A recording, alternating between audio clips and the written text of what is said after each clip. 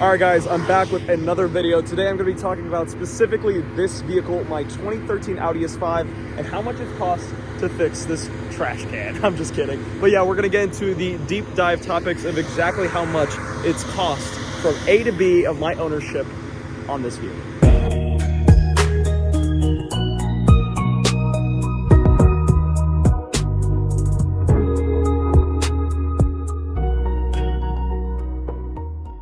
So the purpose of this video today is to effectively go over everything that you need to know in terms of maintenance costs and the cost of ownership of this vehicle. This video in and of itself is a subsegment of my other video, which is actually talking about what it's like to own this vehicle literally from A to Z. Everything you need to know about the ownership, how it's like to drive, everything. So this video is more of a quick little update to the people that are looking to buy a 2013 Audi S5 and something that you should expect along the journey.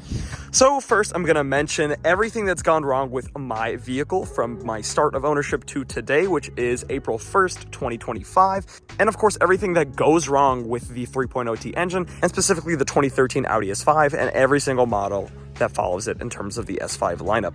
This is specifically targeting the 3.0T engine, but with that being said, let's get started with the first thing I had to fix when I first got this vehicle. I bought this 2013 Audi S5 at 82,072 miles with a sales price of $23,000 and a $26K after-tax price.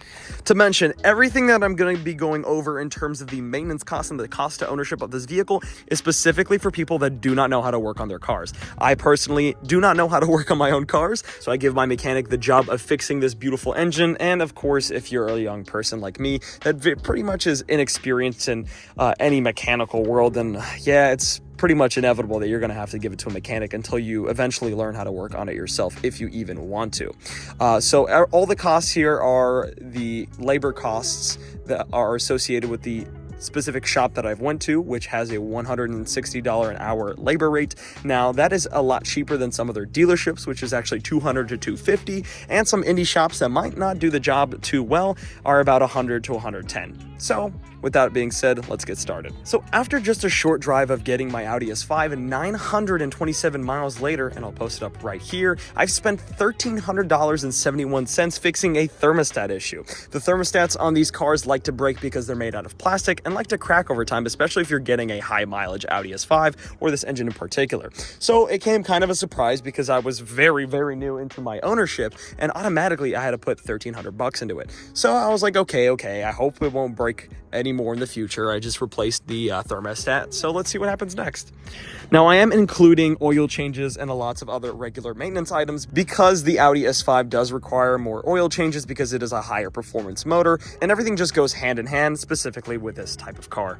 And a lot of you guys are going to call me a wimp for this next one, but I spent $80 giving my mechanic the job of installing this cold air intake because I simply just did not know how to do it. Surprisingly though, oil changes for this car were really, really cheap. Every oil change that I've had at Audi Bedford, not even the shop that I used, was $220 after tax and with labor. My next fix, unfortunately, was the valve cover gaskets. Now, this was $1,804 as I unfortunately decided to drive very aggressively one day, and I blew all 4 valve cover gaskets, and that led to the unfortunate reality of me having to pay that amount to have them fixed. This goes once again hand in hand with every other piece on this engine. Anything that is plastic, like valve cover gaskets or hoses or whatever, even this cover, likes to break and crack over time due to its age and, of course, material. So that's just something to keep in mind when you're looking at a vehicle or you're looking to purchase something. You're like, maybe I should check for oil leaks or coolant leaks, because most likely all the valve cover gaskets and parts that are plastic, which you can see there's a lot on this car, like to break, leak, crack, whatever. Next was a whopping $1,535.40 to fix the water pump leaking onto the drive belt and serpentine. I had my mechanic replace both belts and the water pump. Now, if anybody that's owned an S5 knows that we just recently got a reimbursement claim for this specific issue, and these engines like to have these issues. Water pump, PCV, and thermostat are the biggest issues that are prevalent with this engine. They like to break, leak, whatever. So that cost that amount, and of course I got that fixed. So far not too bad into this engine. So I may be missing a few documents that I have on my own. I do remember replacing the PCV, which is separate from the water pump and thermostat, which is another thing that likes to go wrong on these vehicles. That is, of course, the separator between oil and coolant, and sometimes it likes to break, crack, whatever, and oil and coolant like to mix, and that's just not a good combination for your engine. But up next is $2,071 for my other set of valve cover gaskets that later then, of course, exploded or cracked, and my supercharger oil change and differential oil change. Another thing about cars that aren't just naturally aspirated is that you may very much so have to replace the supercharger oil or fluid on the added on accessory items. So this is an Eaton 1.3 liter supercharger, and it does actually require oil. So it is recommended by the Audi community to do an oil change for your supercharger every 100,000 miles. And of course, what came next was unfortunate, but there are supercharger intercooler bricks on both these sides. That's why this looks so beautiful and so big, but they tend to have internal bleeding issues, which then leads to coolant loss without you even seeing anything. No leaks on the floor, nothing. It's actually from internals.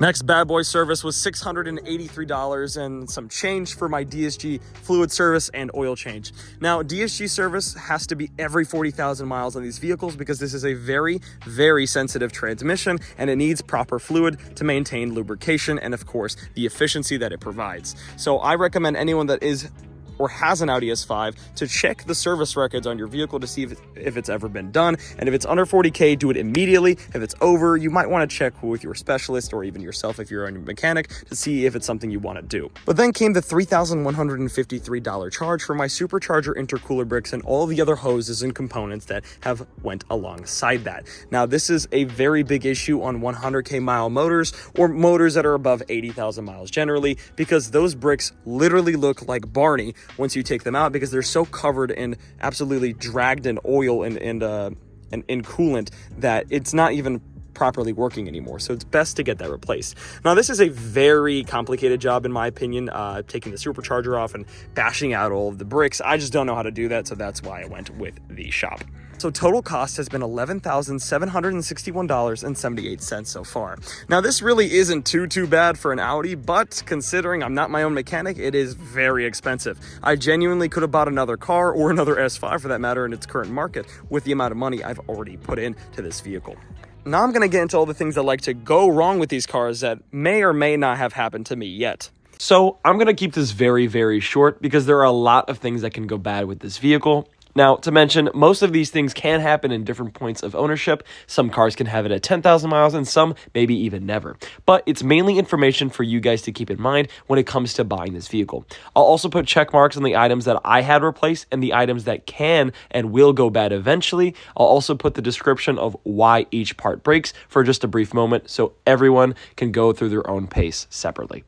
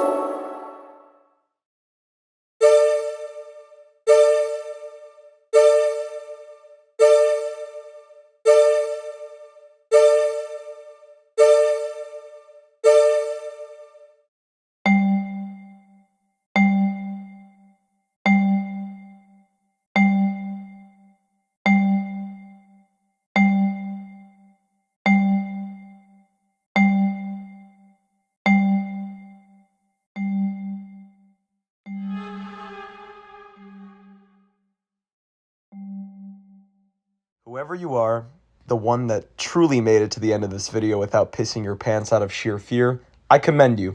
There's a reason, of course, behind the 600 plus amount of items that break on this car, why I still keep it. It's truthfully not only been my daily driver at times, but it's been a true experience. Everything from loving the car, the way it looks, the way it drives, to the entire history behind it, to even the incredible experiences that I take with it, past all of the expenses, it's absolutely worth it. It's ultimately your decision, whoever's watching this video, to either buy a vehicle like this or save your money and buy something else to never go down this rabbit hole. But without a doubt, I can say it was worth it for me.